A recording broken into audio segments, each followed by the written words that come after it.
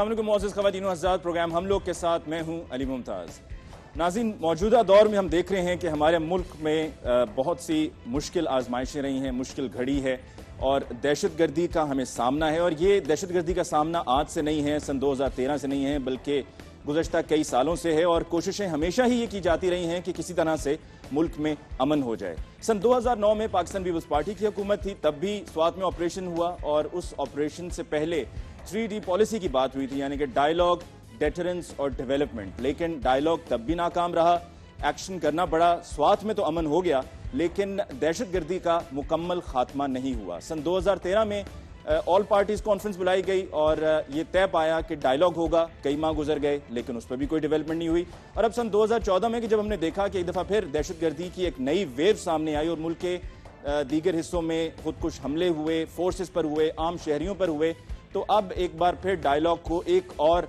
Final मौका दिया जा रहा है। और इसके लिए दोनों जानिब से, यानी कि हुकूमत की तरफ से भी और तालिबान की तरफ से कमेटीज़ बना दी गई हैं। कमेटीज़ की पहली मुलाकात भी हो चुकी है और मुतमईन नज़र आ रहे हैं। लेकिन क्या डायलॉग वाकई कामयाब होगा और इसकी कामयाबी अमन की सूरत में हमें देखने को मिलेगी या नहीं, यही हमारा आज का मौजू है, जिस पर हम बात करेंगे अपने मौजूद मेहमानों के साथ। और हमारे साथ यहाँ पर मोहम्मद अली जिन्ना यूनिवर्सिटी कराची की बहुत बड़ी तादाद में स्टूडेंट्स मौजूद हैं। सबसे पहले हमारे गेस्ट का तारुफ, हमारे साथ मुत्तहिदा कौमी मूवमेंट से वसीम अख्तर साहब हैं, आपका बहुत बहुत शुक्रिया कि आप तशरीफ लाए। पाकिस्तान मुस्लिम लीग नवाज से निहाल हाशमी साहब हैं, आपको बहुत शुक्रिया।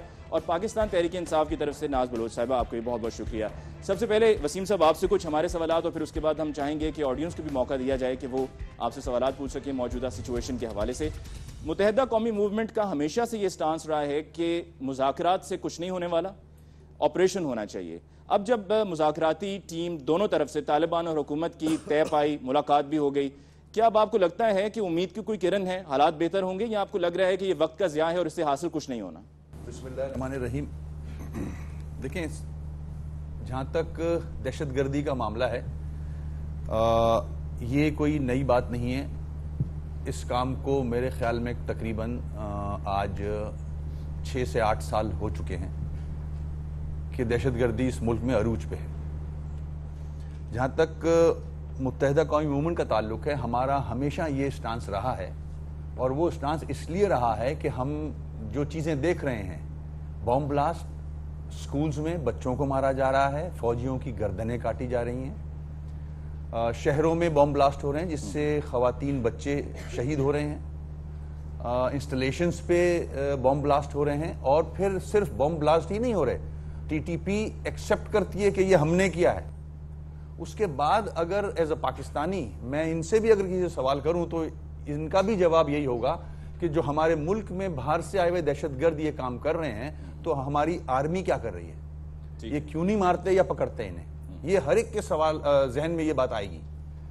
उसके बाद बीइंग अ पॉलिटिकल पार्टी, जब पूरे मुल्क की सियासी और मजहबी जमातें एक हो जाएं और कहें कि नेगोशिएशन करनी है, गिव पीस अ चांस, तो फिर जाहिर है एमक्यूएम ने भी ये कहा और एपीसी में हमने एग्री किया कि ओके, एक चांस दे के देख लें, निगोशिएशंस करते हैं। वो भी करके देखी, वो भी नाकाम हुई। इसके बाद अभी जो इस गवर्नमेंट की एपीसी हुई, उसमें भी हमने हाँ की। तो हम आज भी ये कहते हैं कि चलें ठीक है, अगर निगोशिएशन से मसला हल हो सकता है तो करके देख लें, मगर इसको अब लंबा नहीं जाना चाहिए। जल्द से जल्द फैसला करें, इधर या उधर, ज़्यादा तूल नहीं देनी चाहिए। निहाल हाशमी साहब, अभी कमेटी की जो बात वसीम साहब ने की कि कमेटीज़ बना दी गई हैं, हमारे मुल्क में हमेशा कहा जाता है कि जब किसी मसले को लंबा करना हो, लटकाना हो, उसको हल ना करना हो, तो उसका तरीका यही होता है कि कमेटीज़ बना दी जाती हैं। क्या आपको लगता है कि ये कमेटीज़ कुछ कर पाएंगी या ये सिर्फ टाइम गेन करने की कोशिश की जा रही है? हमें लगेगा कि शायद हम टाइम गेन करने की कोशिश कर रहे हैं, दूसरी तरफ ये भी नज़र आता है कि हो सकता है कि तालिबान रीग्रुप हो जाएं और उनके लिए ये बड़ा सूटेबल टाइम हो इकट्ठे होने का और फिर अटैक्स करने का। बिस्मिल्लाहिर्रहमानिर्रहीम।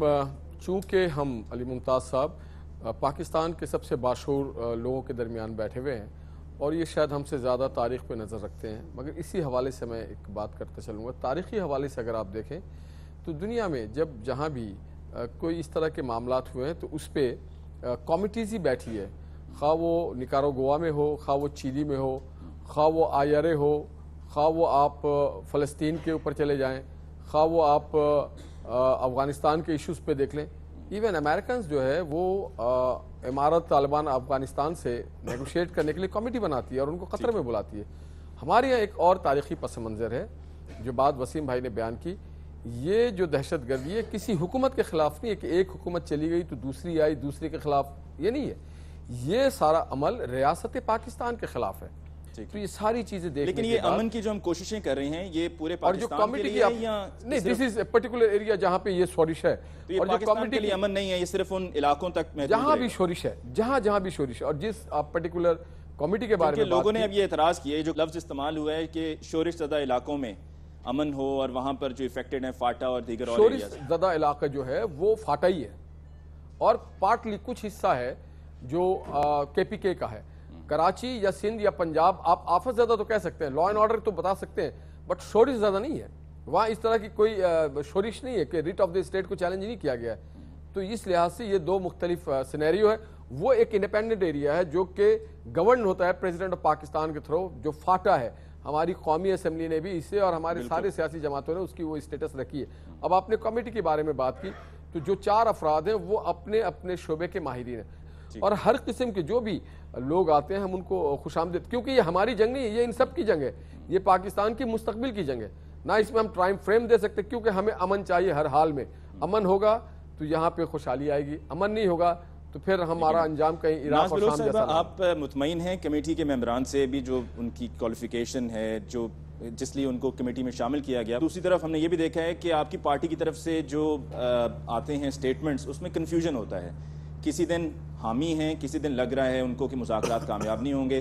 खान साहब ने भी रिसेंटली फिर ये कहा है गैर मुल्की इंटरव्यू में, एक फॉरेन मीडिया को इंटरव्यू देते हुए, कि मुझे नहीं लगता मुज़ाकरात कामयाब होंगे और अगर मैं होता तो मैं कमेटी को खुद हेड करता। देखिए, मुल्क के अंदर बहुत सारे ऐसे मसाइल होते हैं और बहुत सारे ऐसे टाइमिंग होती है जिस पे आपको अहम फैसले लेने पड़ते हैं। ये वो फैसले होते हैं जो कि सिर्फ एक शख्स और फर्द वाहिद के लिए नहीं, मेरे, आपके और इन सब के लिए, पाकिस्तान के 18 से 20 करोड़ अवाम के किस्मत के फैसले होते हैं, जो कि पिछले दौर में गलत फैसले लिए गए, जिस पे आज तक तहरीक इंसाफ कहती है कि काश आप वो फैसले ना करते कि जिसकी वजह से आज हमें ये दिन देखना पड़ता।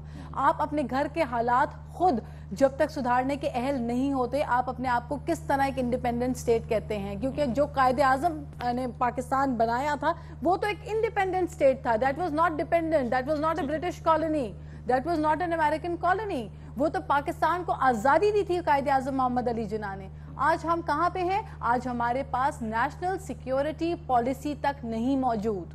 तो how are we equipped, how are we trained, how are we training our future generation कि आप आगे पाकिस्तान को किस तरीके से हैंडल करेंगे? 8 महीने गुजर जाने के बावजूद आप देखें आज हमारे पास बहुत सारी चीजें हैं जिसके अंदर इम्प्रूवमेंट नहीं आई है। ठीक है, लेकिन चूंकि पाकिस्तान तहरीक इंसाफ बिलीव करती है कि 10 साल से जिस वॉर ऑन टेरर की जंग में हमें धकेला गया, हमें इन्वॉल्व किया गया और जो लॉस हमने भुगता, जो 50,000 लोगों की जानों का नुकसान पाकिस्तान ने उठाया, उसको रिपेयर कौन करेगा? वो तो इररिपेयरेबल लॉस है, उसको कौन पीछे हमें रिहेबिलिटेट कौन करेगा? जो हुक्मरान, जो सियासी जमातें एनआरओज करके डील पे मबनी होके आती हैं तो वो कॉम्प्रोमाइजेस करती हैं, वो इंपॉर्टेंट फैसले लेने में, डिसीजन मेकिंग में पीछे हट जाती हैं। कमेटी के जो मेंबरान हैं, आप उनसे मुतमईन हैं कि कमेटी ठीक बनाई गई है?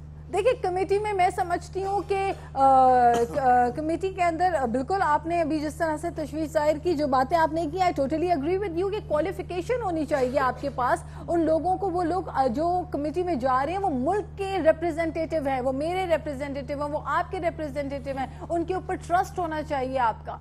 देखिए अली, देखिए बात सिंपल है। खान साहब एक तरफ कहते हैं कि अगर मैं होता तो मैं कमेटी को हेड करता, सिर्फ एक बात, दूसरी तरफ उनको दूसरी जानिब की कमेटी में शामिल होने के लिए कहा जब जा रहा था तो उससे वो बैकआउट कर गए। देखिए, मैं सिर्फ एक बात कहूंगी कि जब 11 मई के इंतखाबात हुए और खान साहब को अगर एक कॉल, मियां साहब को एक कॉल गई कि असी तक 35 पंचर ला देते ने, तो फिर जब 35 पंचर कर दिए थे तो किसके पंचर किए थे? 35 पंचर किसके हुए थे? तो देखिए, जब आपके पास इस किस्म की रिडिकुलस किस्म के जो है हालात में आप इंतखाबात कराएं कि अवाम मजाक उड़ा रही हो आपका और मैंडेट आपका सही ना हो, तो फिर आप कैसे अवामी मैंडेट को आगे कमेटी कैसे फॉर्मुलेट आपने की है? बहरहाल, but we have to move on. हम एक्सेप्ट करते हैं कि हमें डेमोक्रेसी को चलाना है, लेकिन हमें सही मायनों में चलाना है। कमेटी के ऊपर एतमाद होना चाहिए और डे टू डे रिपोर्ट मुद्दे कमेटी हमें सीज फायर होना चाहिए। हमारे 5 नुकात हैं पीटीआई के जिसपे हम समझते हैं अमल। एक पहली बात यह है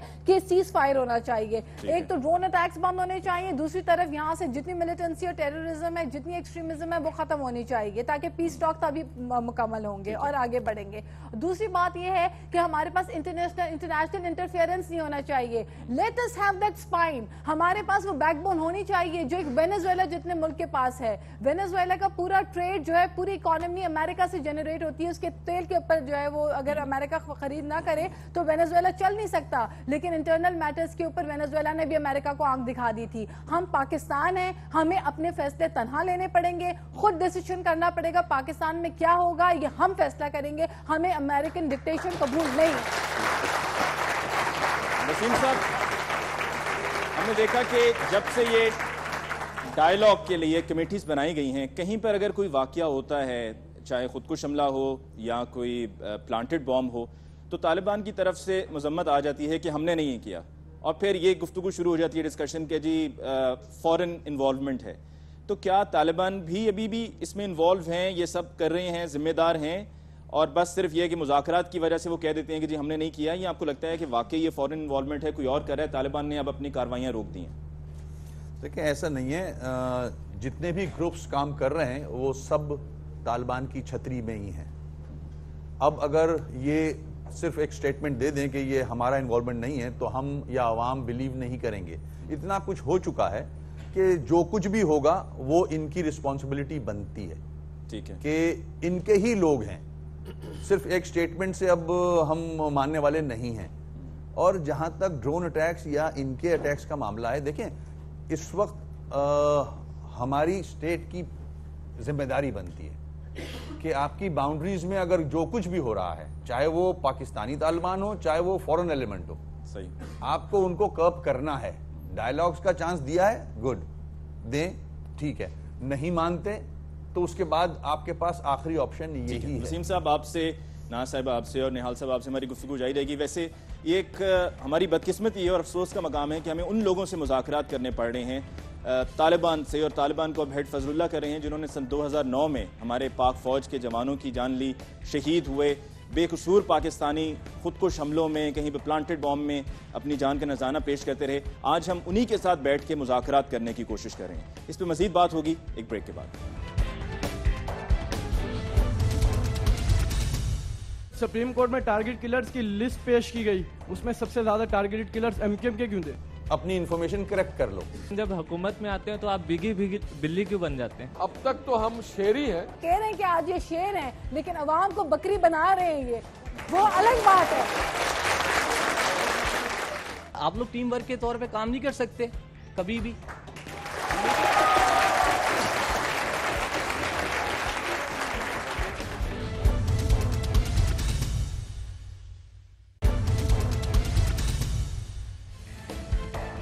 नाज़रीन, ब्रेक के बाद एक दफ़ा फिर आपको कहते हैं खुशामदीद। प्रोग्राम हम लोग, और आज के प्रोग्राम में हम बात कर रहे हैं मौजूदा हालात की, जिसमें टेररिज्म सर फहरिस्त है और कमेटीज़ बना दी गई हैं, और अब आगे मुस्तकबिल में क्या होने वाला है इस पर वक्फे से पहले आपने वसीम साहब, निहाल हाशमी साहब और नाज परोज साहिबा की गुफ्तगू सुनी। अब डिस्कशन को आगे बढ़ाते हुए, चूँकि आज हम यहाँ मोहम्मद अली जिन्ना यूनिवर्सिटी कराची में मौजूद हैं, स्टूडेंट्स के साथ मौजूद हैं, तो इस मौके पर इनको ज़्यादा से ज़्यादा हमारी कोशिश होगी कि मौका दिया जाए कि ये सवाल पूछ सकें। सबसे पहला क्वेश्चन जी, कौन पूछना चाहेगा और किन से? जी सर, वसीम से पूछ रहा हूँ मैं। सर, मैं आपसे सवाल ही करना चाहता हूँ कि जैसे आपने कहा कि तालिबान कोई हमला होता है तो उसकी तरदीद करते हैं, सर इसी तरह से कराची में कोई वाक़या होता है तो सबकी परसेप्शन ये होती है कि यार या क्या पता एमक्यूएम में मुलविस हो, इवन दो कि आप तरदीद करते हैं, तो सर क्या वो परसेप्शन सही होती है या सिर्फ तालिबान ही दहशतगर्दी में मुलविस हैं पूरे मुल्क के अंदर? इवन कराची भी उसी में इन्वॉल्व है, सिर्फ तालिबान के ऊपर हम डाल रहे हैं बात। मुत्तहिदा कौमी मूवमेंट एक सियासी जमात है, और जिनका आप नाम ले रहे हो तालिबान, वो एक करदम तंजीम है, दहशतगर्द हैं वो सारे। एमक्यूएम इलेक्शन लड़के असेंबलियों में आती है। आज भी हमारे 51 या 51 एमपीएज हैं और कोई 24 एमएनएज हैं और 7 सेनेटर्स हैं। हम आइन और कानून को मानते हैं, ठीक है। वो लोग आइन और कानून को नहीं मानते। आपके स्टेट को चैलेंज किया हुआ है उन्होंने, और बम ब्लास्ट जैसे हो रहा है सब कुछ, वो मानते हैं कि हाँ हमने किया है। खुदा ना खास्ता कभी आपने ये नहीं देखा होगा या सुना होगा कि कोई ऐसी तकरीबकारी हो जिसमें एमक्यूएम ने कहा हो नहीं हमने किया है? ऐसा हुआ है क्या? कोई स्टेटमेंट है ऐसा? अखबार में कोई खबर है ऐसी? तो यहाँ एक्स्ट्रा जुडिशियल किलिंग तो हमारे लोगों की हो रही है। आपका सवाल मेरी समझ में जितना आया मैंने आपको जवाब दे दिया। मेरे ख्याल में आप नेक्स्ट क्वेश्चन जी। तो मेरा सवाल है नाज बलोच साहिबा से कि जो तालिबान की कमेटी है उन्होंने जो है वो इमरान खान साहब को जो है वो उन्होंने कहा कि वो हमारे रिप्रेजेंटेटिव होंगे, कमेटी में उनका नाम दिया गया। तो उन्होंने वो बहुत बातें करते हैं कि नेगोशिएशन होनी चाहिए और वो जो हमारे जो नाराज़ जो दोस्त हैं वो नाराज़ लोग हैं जो उनको मनाना चाहिए थ्रू नेगोशिएशंस। तो अब उनको इतनी अच्छी अपॉर्चुनिटी मिली थी कि अगर वो नेगोशिएशन में हेड करते उस कमेटी को, तो उन्होंने क्यों नहीं हेड करना चाहा? और उन्होंने अपनी क्या ये पॉलिटिकल वो नहीं है कि वो अपनी पॉलिटिकल जो है वो एक्टिविटी कर रहे हैं, पॉलिटिक्स खेल रहे हैं कि अगर उनको एक स्टेप आगे आकर वो अगर करते तो ये क्या अच्छा नहीं होता? Thank you.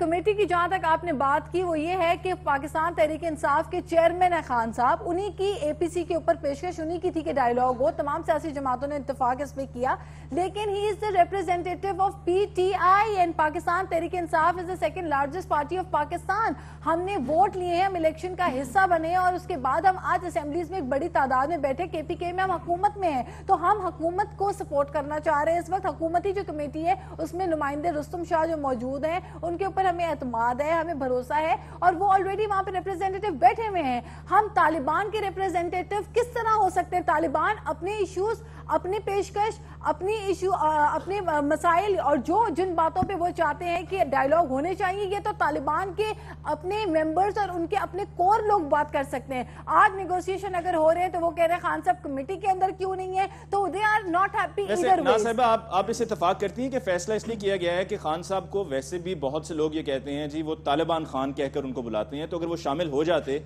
तो ये पक्का हो जाता है और सबने कहना था कि देखिए हम तो पहले दिन से कह रहे हैं कि ये सोच भी वही रखते हैं। उन्होंने पता नहीं वला आलम क्या समझ के खान साहब का नाम उन्होंने अपनी जानिब से दिया, लेकिन खान साहब एज आई टोल्ड यू कि he is part of the government, वो इस वक्त केपीके हुकूमत का हिस्सा है। हमारे पास हुकूमत है मुल्क के अंदर, तो हम हुकूमत को सपोर्ट कर रहे हैं, हम स्टेट के साथ हैं, हम पाकिस्तान के साथ। नेक्स्ट क्वेश्चन जी। जी अस्सलाम वालेकुम, मेरा सवाल वसीम साहब से है कि जैसे आपने बात की कि तालिबान से मुज़ाकरात नहीं की जा सकते, तो मैं पहले आपको बताता चलूं कि 1972 से शुरू करें तो 1972 में सबसे पहले एमक्यूएम के अल्ताफ हुसैन थे जिन्होंने पाकिस्तान का झंडा जलाया था।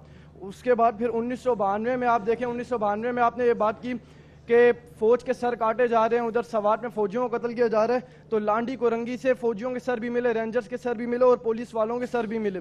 सर जब आप लोग पीपल पार्टी के इत्तेहादी थे, जब आप लोग मुशर्रफ हुकूमत के इत्तेहादी थे, उस वक्त तालिबान का सिर्फ एक ग्रुप था, आज उनके 50 ग्रुप हैं, उनमें से 20 से 30 जो है जो फौरन उस पर चल रहे हैं। उस वक्त जब मुज़ाकरात की बात की गई तो उस वक्त भी आप लोगों ने मुज़ाकरात नहीं किए। जब आप लोगों से मुज़ाकरात हो सकते हैं, जब 12 मई पे एमक्यूएम दहशतगर्दी कर सकती है, जब 12 मई के फैसले के वक्त 12 मई के फैसला जिस कोर्ट में होता है उस कोर्ट के बाहर एमक्यूएम के कारकुनान जमा हो सकते हैं, तो फिर तालिबान के साथ मुज़ाकरात क्यों होते? अच्छा वसीम साहब, इससे पहले कि आप ये जवाब दें, मेरे लिए हैरानगी है ये तमाम सवाल जो अब तक हुए हैं और मजीद भी होंगे। मैं एक्सपेक्ट करता था कि इससे पहले आपकी जमात के मेंबर्स को लाहौर, इस्लामाबाद, वहाँ पे ऑडियंस के सामने बैठ के क्वेश्चन आंसर सेशन रहा, उन्होंने देखा है। तो मैं एक्सपेक्ट नहीं कर रहा था कि कराची में भी जो स्टूडेंट्स हैं वो उनमें हिम्मत है कि वो उठकर इस तरह से सवाल पूछें।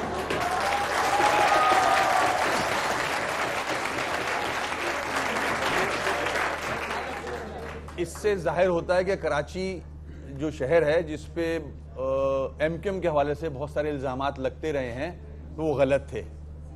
यहाँ का स्टूडेंट हर किस्म का सवाल कर सकता है। इनकी चेयर हमारे साथ होती तो ज़्यादा अच्छा था। सवाल तो नहीं थी, स्पीच थी। बेटा आपकी तारीख़ पैदाइश क्या है? 95। तो 72 में अल्ताफ भाई ने झंडा जलाया था, ये कब देख लिया आपने? आप तो पैदा ही नहीं हुए थे जब। अच्छा सर ये जो अब आपने सवाल कर लिया, नहीं अब गलत है ना ये, तहम्मुल से इसके बाद वाला करना, थोड़ा सा डिसिप्लिन सीखो।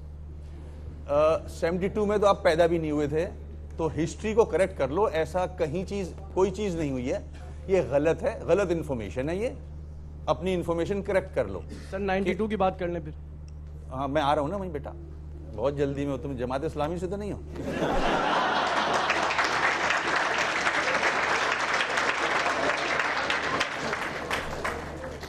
वो इल्ज़ाम था, वो मैं सीरियस नोट पे बात कर रहा हूं, तुम्हारे इन्फॉर्मेशन गलत नहीं होनी चाहिए।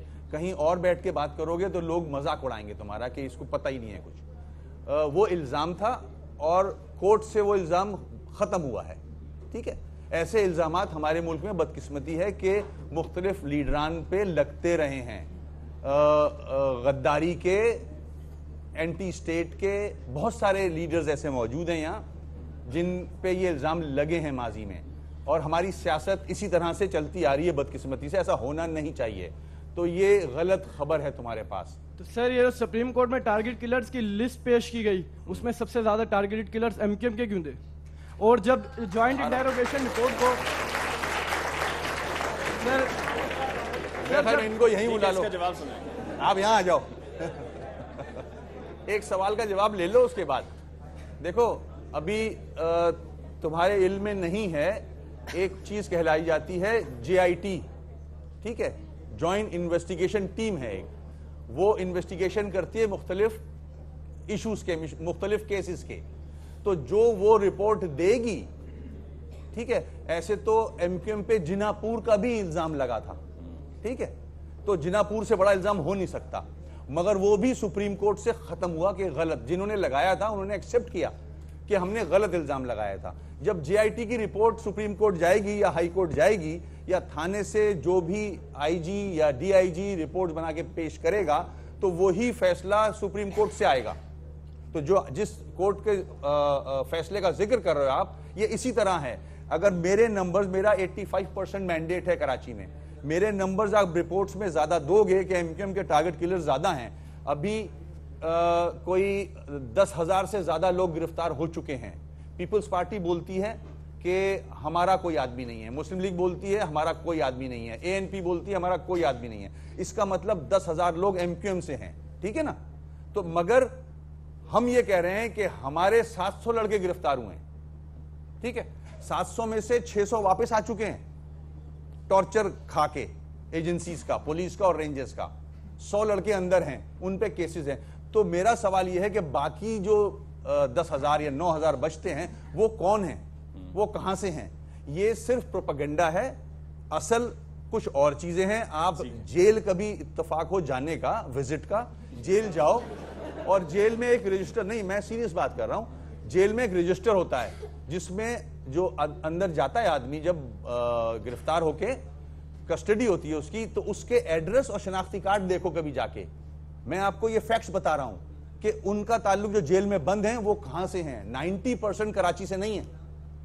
इस शहर में इतना इन्फ्लक्स है, इतने लोग आ गए हैं और क्राइम इतना बढ़ गया है कि हमारे, मेरे झंडे तले या किसी और सियासी जमात के झंडे तले लोग इस किस्म की एक्टिविटीज करते हैं, बदनाम करते हैं, ऐसा होता है, मगर फैक्ट्स कुछ और हैं, ऐसा नहीं है। सर, मैं नेक्स्ट सवाल है कि ज्वाइंट इंटेरोगेशन टीम की रिपोर्ट को, जो टारगेट किलर्स पे रिपोर्ट बनी थी, जावेद बुंदा जिनमें सर फहरिस्त था और अजमल पहाड़ी सर फहरिस्त था जिसने 350 कत्ल का एतराफ़ किया था, तो ज्वाइंट इंटेरोगेशन टीम की रिपोर्ट को जब कानून का हिस्सा बनाने की बात की गई तो MQM ने सबसे पहले मुखालफत की, और आपने एक बात कही कि 1972 में तो आप पैदा नहीं हुए थे, तो अभी तो मैं पैदा हो चुका हूँ, अभी मैं 18 साल का हूँ, तकरीबन 4 से 5 महीने पहले की बात है। मैंने MQM के यूनिट इंचार्ज, जिसको मैंने MQM के लड़कों को, अपने इलाके के लड़कों को, मैंने खुद उनको फायरिंग करते हुए देखा, खुद दुकानें बंद कराते हुए देखे, तो वो क्या था, उस वक्त तो मैं पैदा हो चुका था और अभी होश नहीं।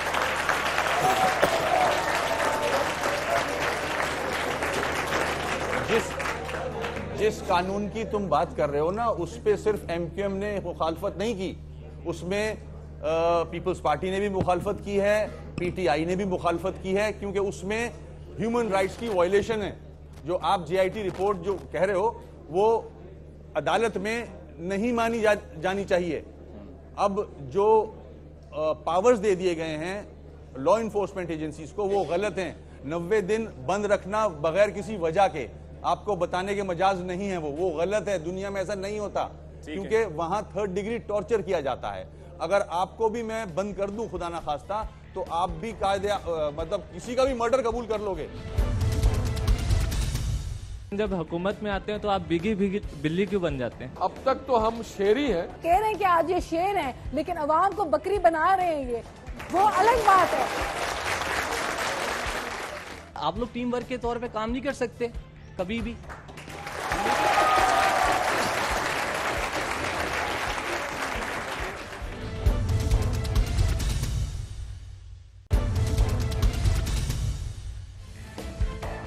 नाज़रीन, ब्रेक के बाद एक दफ़ा फिर आपको कहते हैं खुशामदीद। प्रोग्राम हम लोग और आज के प्रोग्राम में हम मौजूद हैं अपने रिस्पेक्टेबल गेस्ट के साथ, वसीम अख्तर साहब, निहाल हाशमी और नाज बलोच साहिबा। और ऑडियंस के क्वेश्चंस हैं, वक्फे से पहले सवाल पूछे गए, इसी सिलसिले को दोबारा शुरू करते हैं। जी, अस्सलाम वालेकुम सर, नेगोशिएशन कमेटी जो बनाई गई है हमारी, उसके बारे में एक सवाल है। नेगोशिएशन उन लोगों से की जा रही है जो कि पाकिस्तान को पाकिस्तान नहीं मानते। कायदे आज़म मोहम्मद अली जिन्ना हमारे फाउंडर, उनको फाउंडर नहीं समझते, उनके बारे में नेगेटिव बात कहते हैं। आपको क्या लगता है, चाहे कितनी ही एलिजिबल लोग इस कमेटी में हों, क्या नेगोशिएशन होगी? एक तो मैं नाज से चले उसको बाद में बताऊंगा। मैं इस खातून का, इस बेटी का जवाब दूं। इनका जवाब दे रहा हूं। देखिए, बहुत सारे लोग हैं, वो पीछे नौजवानों ने जो बात की, बहुत सारे लोग हैं जो कायदे आज़म को नहीं मानते। आप देखें, बहुत सारे लोग पाकिस्तान में रहते हुए कायदे आज़म को नहीं मानते, रिट ऑफ स्टेट को नहीं मानते, पाकिस्तान के आइन को तोड़ते हैं। वो सरकारी ओहदे में रहते हैं, वर्दी पहने हुए रहते हैं, वज़रा रहते हैं, फौजी होते हैं, जजेस होते हैं। हम उनके साथ भी बात करते हैं।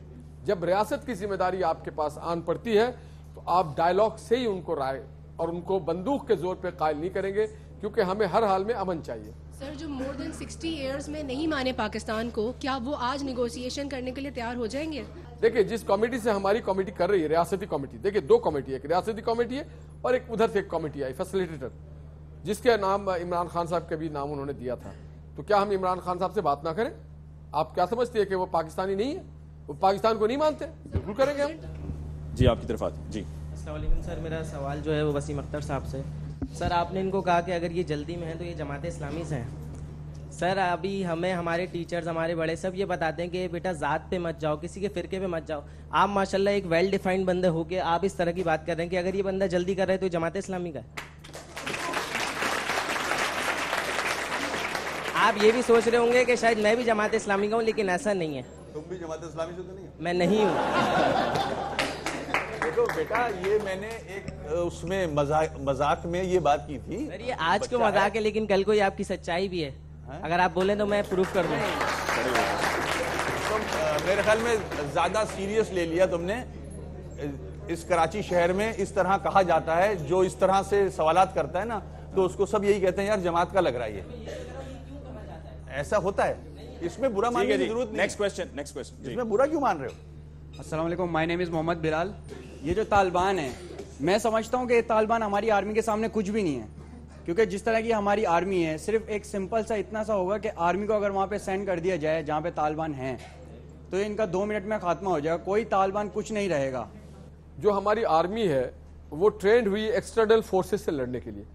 ये अनविजिबल लोग हैं और हम इस मुज़ाकरात के बाद हमें पता चल जाएगा कि इसके पीछे पसे पर्दा मुसक्की किसका है। आप सबको मालूम होगा कि हिंदुस्तान ने पूरी दुनिया में कहीं भी 29 उनके एम्बेसीज नहीं खुली हुई है, सिर्फ हमारे बॉर्डर पे उन्होंने 29 एम्बेसीज खोले हुए। किसको फैसिलिटेट करते हैं? तो आपको पता चल जाएगा कि जनाब इनके पीछे रॉ है, KGB है, CIA है, मुसाद है, कौन है।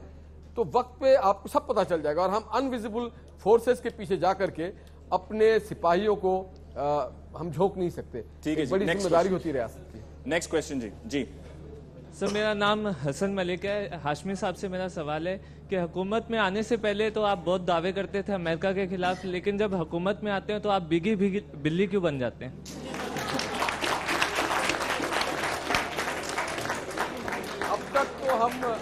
अब तक तो हम शेरी हैं, हम भीगे नहीं अब तक। बात यह है कि आप सब बड़े ज़हीन हैं और मुझे उम्मीद है जब आइंदा पाकिस्तान बहुत अच्छा होगा आप लोगों के वैसे।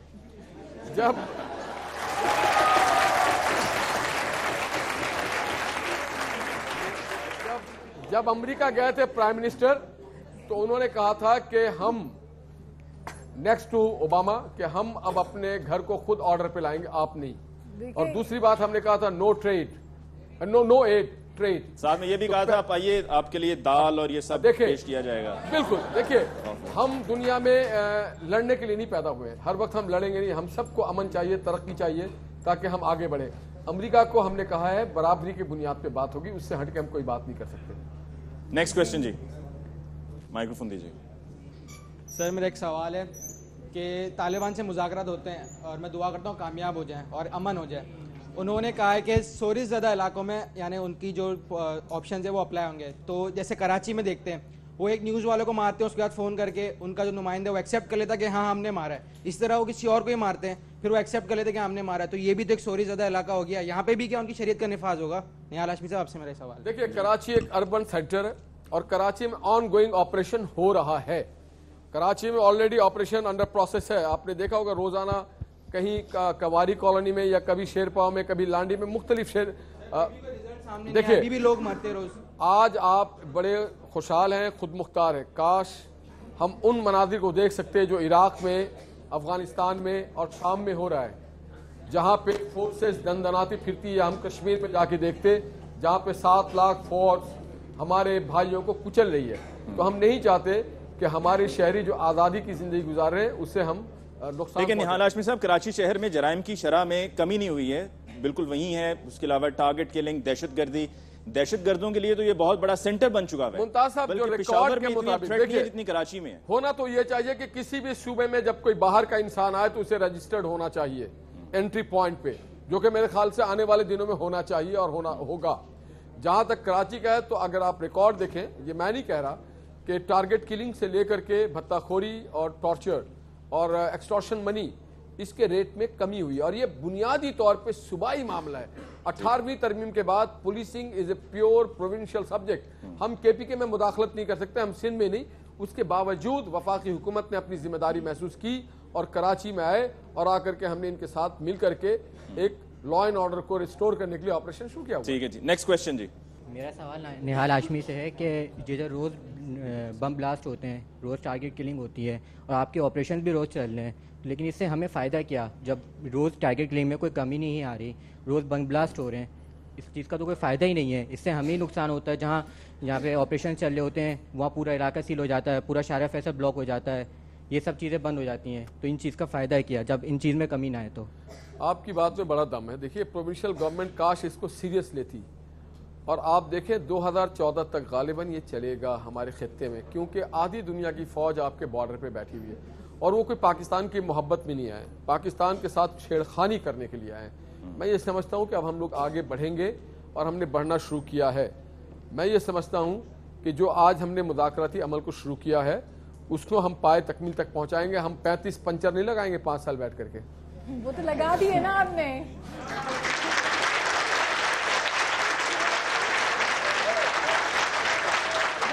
मैं एक चीज यहाँ पे ऐड करूंगी। देखिए, बात यह है कि जब तक ये रवैया हमारा तब्दील नहीं होगा, जब तक वो जो स्टेटस को की सियासत की जो खान साहब हमेशा बात करते हैं कि उसको हम नहीं तोड़ेंगे, वो माइंडसेट जब तक हमारा तब्दील नहीं होगा, हमारे पास तब्दीली नहीं आ सकती। पीटीआई ने चेंज का नारा लगाया और चेंज की वजह से नौजवान घरों से बाहर निकले और उन्होंने वो पाकिस्तान तहरीक इंसाफ को बल्ले को वोट दिया। वो बात अलग है कि कह रहे हैं कि आज ये शेर हैं लेकिन अवाम को बकरी बना रहे हैं, ये वो अलग बात है, वो बात भी अलग है। लेकिन वो बात भी अलग है, वो बात भी अलग है। पाकिस्तान का वज़ीर आज़म अमेरिका जाता है तो पूरे पाकिस्तान को शेर के तौर पे देखा जाता है। माजी में हुआ है कि अमेरिकन जनरल के हाथ में कुत्ता पकड़ा दिया और उन्होंने कहा ये पाकिस्तान है। आप अमेरिका जाते हैं तो ओबामा के साथ कोई जॉइंट स्टेटमेंट नहीं आती। यहाँ पे वादे होते हैं कि वहां जाके हम ड्रोन बंद कराएंगे। इलेक्शन कैंपेन में यही वादे थे कि हम ड्रोन बंद कराएंगे। क्या ड्रोन बंद हुए? सरताज अजीज ने कहा, सरताज अजीज पंचर लगाने से बाहर नहीं आ रही। 5 साल ये पंचर लगाती रहेंगी, कोई काम करे। पंचर ते तुसी लगा चुके हो, हालात को बेहतर करे। पंचर ते तुसी लगा चुके हो। इस मौके पर पाकिस्तान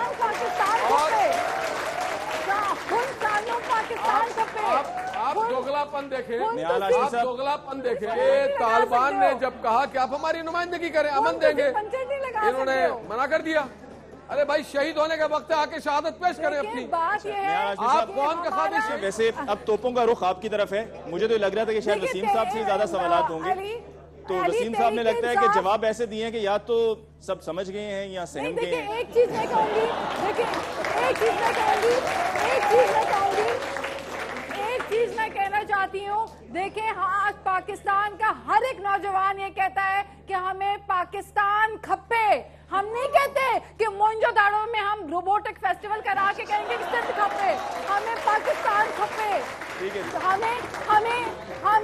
हमें मोइंजोदाड़ो के आसारे कदीमा को डैमेज करके हम नहीं कहेंगे कि सिंध फेस्टिवल है। हमें पाकिस्तान को कायम करना है, हमें सिंध के नौजवानों को रोजगार देना है, हमें सिंध में सेहत खपे, सिंध में तालीम खपे, हमें मोंजोदाड़ो में फेस्टिवल न खपे।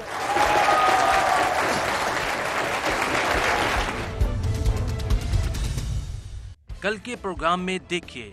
सर आपने बोला उन बंदों को वोट दें जो करप्ट ना हो। सर अभी रिसेंट इलेक्शन की बात है, जब मैं अपना वोट कास्ट करने गया सर मैंने देखा मेरा वोट पहले से ही कास्ट हुआ था। ये तो बड़ी अच्छी बात है, तुम्हें मेहनत नहीं करनी पड़ी, वोट डला हुआ था पहले से ही।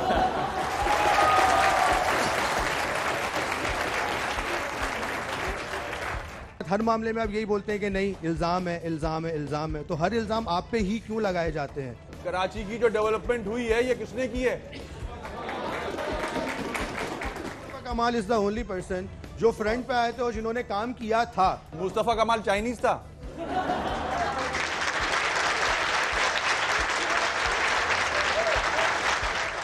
आज तक 8 महीने हो गए, कोई भी चेंज नहीं हुआ। हम लोग घर से निकलते हैं, हमारी अम्मी हम पे पढ़ पढ़ के फूक रही होती हैं कि हमारा बच्चा वापस आ जाए। पहली बार ऐसा हुआ है कि एक मिडिल क्लास डॉक्टर अब्दुल मालिक को बलूचिस्तान की हुकूमत दे दी गई। ये भी चेंज आया, ये भी चेंज था कि थरकोल मंसूबे के इफ्तिताह पर जरदारी साहब, नवाज शरीफ साहब की तारीफें कर रहे थे।